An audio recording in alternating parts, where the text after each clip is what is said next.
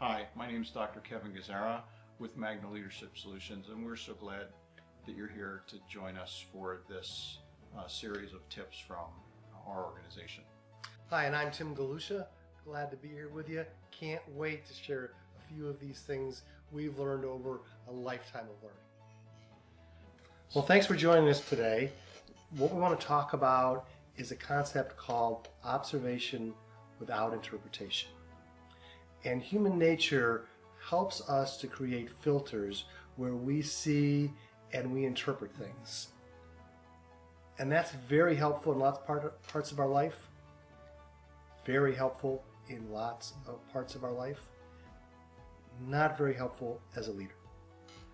You know, if you think about how we communicate and how we like to be communicated with, is that people like to hear things that are factually based as opposed to your opinion, right?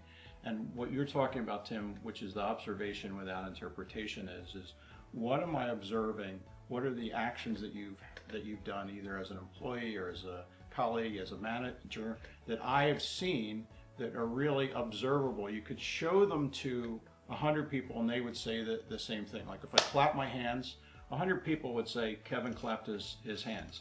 Now, if I made a face or something unusual, people would say, well, Kevin looks unhappy or he's confused or whatever. All of that is interpretation as opposed to observation. And the thing that we found, and Tim, you can talk about this a little bit, is that when managers and leaders start with things that are interpretive up front, they're throwing their opinions in and they're trying to have particularly a difficult conversation with you.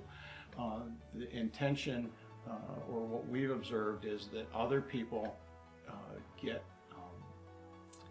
really give a lot of pushback and they stop listening to you. Well, the first thing is that your interpretation is typically wrong. Your ability to correctly interpret an observation and decide what was the intention, what was going on here. The fact that you came in late, obviously you're lazy, is typically wrong. And so as a starting point, it really gets you nowhere. And conversations that start with that interpretation typically just go south from there. And people really want to have a good conversation with you.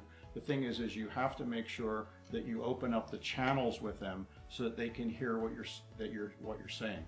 And if I start off with something interpretive, like Tim had said here about being late and that you're not interested in your job or you're not committed, that really shuts down my ability to hear you. And a really interesting thing happens is that our brains, once we hear that, starts to go in and process the information about how I'm going to respond to you.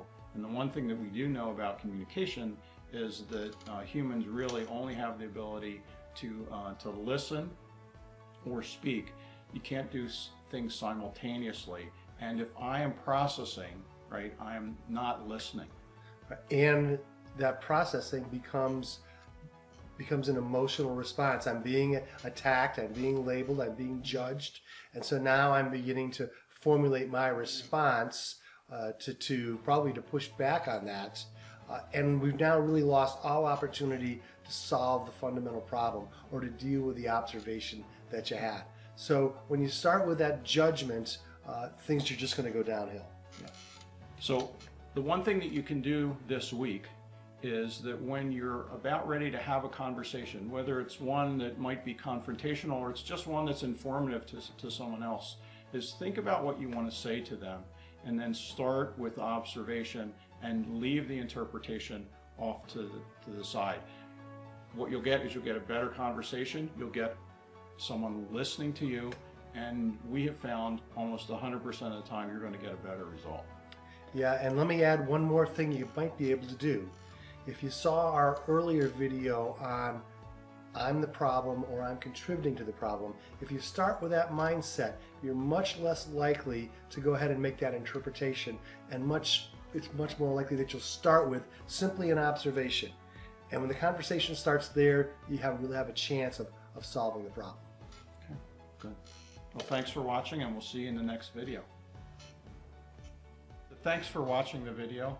one of the things that we like to do is really help others be successful using the servant leadership model. And both Tim and I have been practitioners in industry for over 30 years. We'd like to share some of the tips and tricks to help you get to that next level of leadership with your organization, so that you can be kind of recognized at the level of your full potential.